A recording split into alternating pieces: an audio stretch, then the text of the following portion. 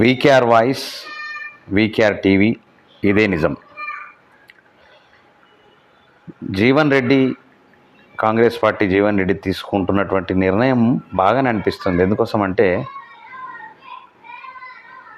ఓడగొట్టడానికి, జీవన్ రెడ్డిని ఓడగొట్టడానికి సర్వ ప్రయత్నాలు చేసినటువంటి వాళ్ళను ఇలా కాంగ్రెస్ పార్టీలోకి తీసుకోవడం అనేటటువంటిది ఇలా చాలా దురదృష్టకరం. వాస్తవం చెప్పాలంటే ఆయన ఓడిపోవడానికి కారణము శ్రీనివాసరెడ్డి కూడా, పోచారం శ్రీనివాసరెడ్డి ప్రధానమైనటువంటి వ్యక్తి కూడా. అలాంటిది మరి ముఖ్యమంత్రి రేవంత్ రెడ్డి నీకు మరి అట్లా తీసుకోవడము, ఓడించినటువంటి వాళ్ళని తీసుకోవడం మాత్రం ఇది చాలా దారుణమైనటువంటి విషయం. తెలంగాణ ప్రజానీకం ఆలోచించాలా, కాంగ్రెస్ నాయకులు కూడా ఆలోచించవలసిన పరిస్థితి.